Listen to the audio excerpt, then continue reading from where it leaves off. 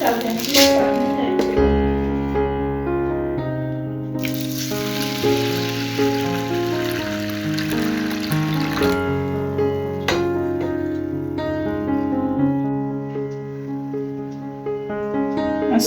আলাইকুম, কেমন আছেন সবাই? আশা করছি আমার প্রিয় আপু ভাইয়েরা ও দিদিমণিরা কাছে কিংবা দূরে, দেশ কিংবা দেশের বাইরে, যে যেখানে আছেন না কেন, আল্লাহর অশেষ রহমতে সবাই অনেক বেশি ভালো আছেন এবং সুস্থ আছেন। আলহামদুলিল্লাহ, আমিও আমার পরিবারের সবাইকে নিয়ে ভালো আছি। এই তো আপনাদের মাঝে আবার হাজির হয়ে গেলাম নতুন দিনের নতুন একটা ভিডিও নিয়ে। আশা রাখতেছি আমার আজকের ভিডিওটিও আপনাদের কাছে ভালো লাগবে ইনশাআল্লাহ। তো অফ ক্যামেরায় তো চা নাস্তা খাওয়া হয়ে গেছে, তো এখন বেলা 10টা বেজে গেছে। আমি একটু ভাত খাবো। এই যে কাঁচামরিচ, ধনিয়া পাতা, কাঁচামরিচ না সরি শুকনো মরিচ ফেলে নিয়েছি, আর এই যে ধনিয়া পাতা আর পেঁয়াজ কুচি দিয়ে এই তো মেখে নিতেছি। সাথে একটা ডিম জোড়া করে ভেজে নিয়েছি। তো এইরকম ভাত খেতে কে কে পছন্দ করেন? এই যে কাঁচামরিচ, ধনিয়া পাতা, আবারও বলছি কাঁচামরিচ, শুকনো মরিচ। কাঁচামরিচ বলতে বলতে কাঁচামরিচ মুখে এসে যায়, কারণ শুকনো মরিচ তো সবসময় ব্যবহার করা হয় না, সেই জন্য। এই তো ধনিয়া পাতা, ধনিয়া পাতা, পেঁয়াজ আর শুকনো মরিচ সুন্দর করে এই তো মেশ করে নিয়েছি হাতে।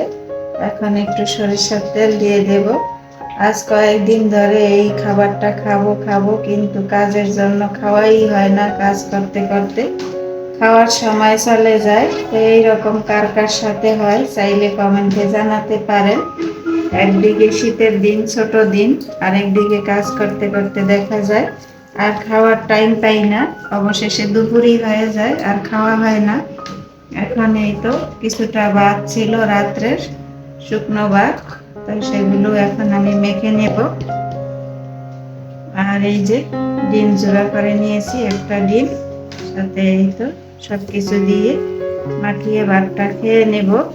আমার কাছে এইভাবে সকালবেলা, শীতের সকালে, বিশেষ করে গরমের দিনে না, কিন্তু এমনি তো গ্যাসের সমস্যা, সেই জন্য মন চাইলো খাই না, যে গ্যাসের সমস্যা হবে, একটু বুঝে শুনি খাওয়া দাওয়া করি। তা না হলে তো দেখা যায় মুখের স্বাদের জন্য আবার শারীরিক সমস্যা দেখা দিবে। তো ভাবলাম যে মাঝে সাঝে তো খাওয়া যায়, তো আজকে খাবো ইনশাআল্লাহ। এই তো সবকিছু মাখামাখি করে নিলাম, এখন অফ ক্যামেরায় খাওয়া দাওয়া করে নেব। অফ ক্যামেরায় খাওয়া দাওয়া করে নিয়েছি, আর আমি যখন ভাত খেতে বসলাম তখন আমি একটা আপুর ভিডিও অন রেখে খাবারটা খাইতেছি আর আপুর ভিডিও দেখতেছি। আপুর ভিডিওটা দেখতে দেখতে আরেকটা আপুর কমিউনিটিতে পোস্ট করেছে যে আমাদের সকলের প্রিয় হীরা আপু, ওমান প্রবাসী। তো হীরা আপুকে আমরা কম বেশি সবাই চিনি। তো হীরা আপুর হাজব্যান্ড মারা গিয়েছেন, ইন্না লিল্লাহি ওয়া ইন্না ইলাইহি রাজিউন। তো হীরা আপুর হাজব্যান্ডের জন্য সবাই দোয়া করবেন, আল্লাহ তাআলা যেন ওনাকে জান্নাতুল ফেরদাউস দান করেন। আর হীরা আপুর পরিবারের জন্য সবাই দোয়া করবেন, আল্লাহ তাআলা যেন হীরা আপুর পরিবারের সকলকে ধৈর্য ধরার তৌফিক দান করেন। সবাই দোয়া করবেন। মানুষ কিন্তু প্রতিটা মুহূর্তেই কিন্তু মৃত্যু স্মরণ করা উচিত, এটা কিন্তু আমরা কম বেশি সবাই জানি। তবুও কেন জানি মানতে আমাদের কষ্ট হচ্ছে, জানি কিন্তু মানি না। কথায় আছে না, জানলে আল্লাহ বড়, না মানলে আল্লাহ বড়। তো জানলেই হবে না, মানতেও হবে আমাদেরকে। যেহেতু আমরা এই পৃথিবীতে জন্ম নিয়েছি, মৃত্যুর স্বাদটাও আমাদেরকে একদিন না একদিন গ্রহণ করতে হবে। কেউই কিন্তু চিরস্থায়ী বেঁচে থাকবো না, আর থাকতে পারবো না। তো হীরা আপুর হাজব্যান্ডের কথাটা শুনে খুবই খারাপ লাগলো। জানি না আপুটা এখন কেমন করছে ওই বিদেশের বাড়িতে। তো আমি গতকালকে কিন্তু অনেক দিন ধরে হীরা আপুর ভিডিও দেখছি না। হীরা আপু তো প্রতিদিনই বাংলাদেশের 12টা বাজে ভিডিও আপলোড দেয়। তো সেদিন আজ কয়েকদিন ধরে হীরা আপুর কোনো ভিডিও দেখতে পাচ্ছি না। তো আমি গতকালকে হীরা আপুর কমিউনিটিতে নক করেছি, কিন্তু আপু কোনো রিপ্লাই দেয় নাই। তখনই আমার কেমন যেন একটা সন্দেহ হয়েছে, না জানি কি হয়েছে, ভালো কি মন্দ। কিন্তু আজকে সকাল হতে না হতেই এই যে অল্প সময়ের মধ্যেই আমি খবরটা পেয়ে গেলাম। তো খবরটা শুনে কিন্তু খুবই খারাপ লাগলো। তো খারাপ লাগলেও কিছু করার নেই, আমরা তো মানুষ, সবাই একদিন আমাদেরকে এই পৃথিবীর মায়া ত্যাগ করে চলে যেতে হবে। অতএব সবাই সেইভাবেই চলাফেরা করবেন, আল্লাহর ইবাদতগুলো পালন করার চেষ্টা করবেন। আর এই যে আপনাদের সাথে কথা বলতে বলতে আমার এই যে সাদামাটা ওয়ার্ডরোবটা ক্লিন করে নিলাম। এটা বলতে গেলে প্রতিদিনেরই ডিউটি।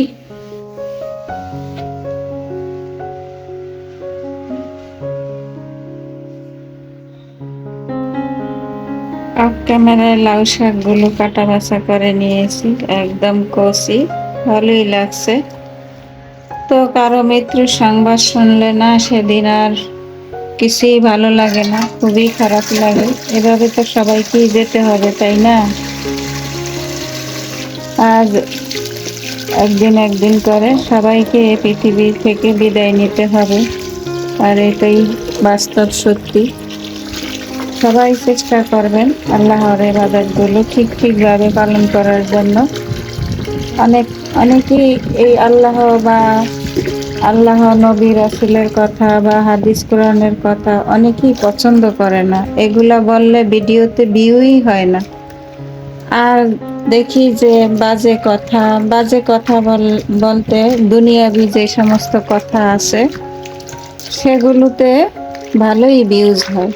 এটার কোনো মানেই আমি খুঁজে পাইতেছি না। যাক, আল্লাহ ভরসা, আল্লাহ মানুষকে হেদায়েত দান করুক, এটাই বলবো, এছাড়া আর কিছু বলার নেই। তবে এই দুনিয়াতে যত রং ফুর্তি তামাশা যা কিছু আছে না, যা কিছু করো না কেন, একদিন তোমাকে মৃত্যুর স্বাদ গ্রহণ করতেই হবে। পার পাবে না কখনো কোনোদিন এটার থেকে। লাউ শাকগুলো এখন দিয়ে নিতেছি। এখন এই যে কিছু ছোট চিংড়ি কাটা বাছা করে নিতেছি। ছোট চিংড়ি দিয়ে কিন্তু শাকসবজি খেতে ভীষণ ভালো লাগে। তো আজকে এই তো ছোট চিংড়ি দিয়ে লাউ শাক রান্না করব। চিংড়িগুলো একটু পরিষ্কার করে নিতেছি।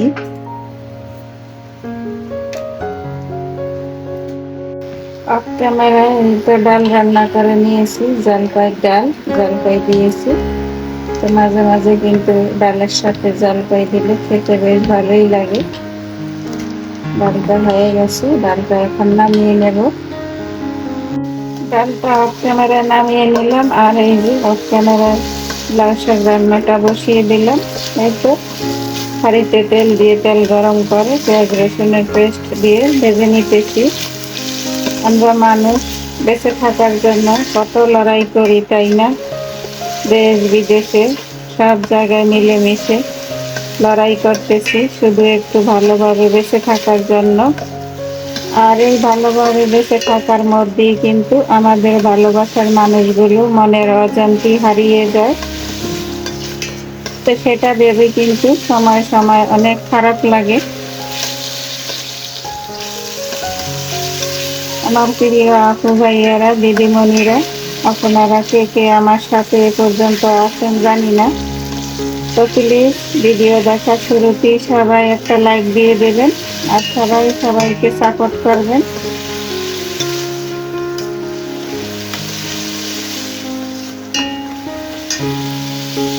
গুলো ভালো করে ভেজে নিয়েছি, আর সামান্য পরিমাণে একটু পানি দিয়ে দিলাম। এখন গুঁড়ো মশলাগুলো দিয়ে দেব।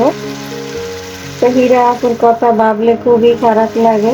দেখুন, আজকে যদি আপুটা দেশে থাকতে তাহলে কমপক্ষে তার স্বামীর মুখটা দেখতে পেত, শেষ দেখাটাও সে দেখতে পেল না।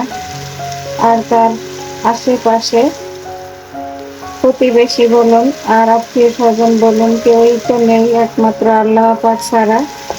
তো সেই জায়গা থেকে আপুর জন্য অনেক অনেক দোয়া করছি, আল্লাহ পাক যেন আপুকে ধৈর্য ধরার তৌফিক দান করেন, আমিন। এই তো ভালোভাবে বেঁচে থাকার জন্যই তো এত দূর প্রবাসে গিয়ে পড়ে আছে, তা না হলে তো কোনো প্রশ্নই ছিল না। তো আমরা মানুষ, হাজার ব্যস্ততা আমাদের থাকবেই জীবনে, যতদিন আল্লাহ পাক জীবনটা রাখবে ততদিন আমরা ব্যস্ততার মাঝেই থাকবো।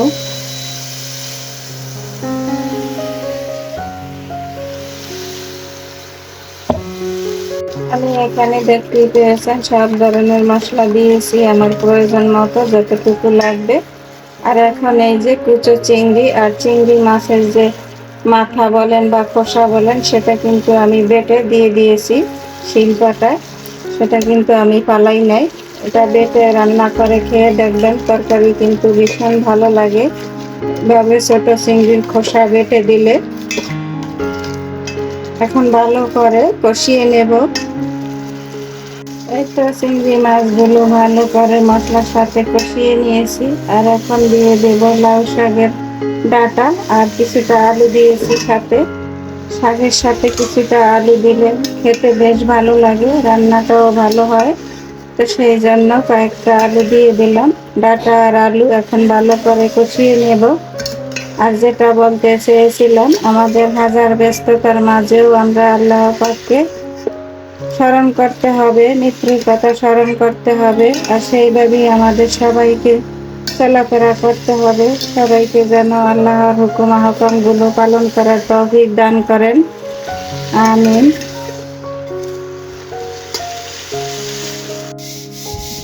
এই কলসিটা যেদিন কারেন্ট ছিল না সেদিন নামিয়েছিলাম পানি ধরে রাখার জন্য। এখন আবার মাজা ব্যথা করে উঠিয়ে রাখবো। একটু ডিম বা সাবান দিয়ে ভেজে নিতেছি। আর ওদিকে আমার রান্নাটা চলছে।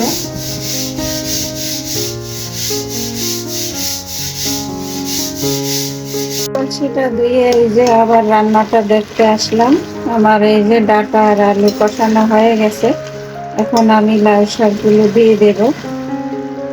আমরা গৃহিণীরা একটা হাতে 4-5টা কাজ একসাথে করতে হয় কৌশল করে।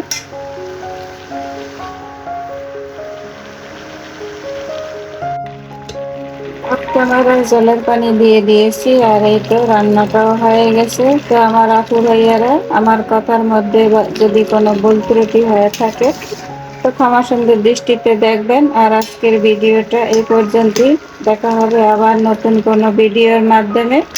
সেই পর্যন্ত সবাই ভালো থাকবেন, সুস্থ থাকবেন, নিরাপদে থাকবেন।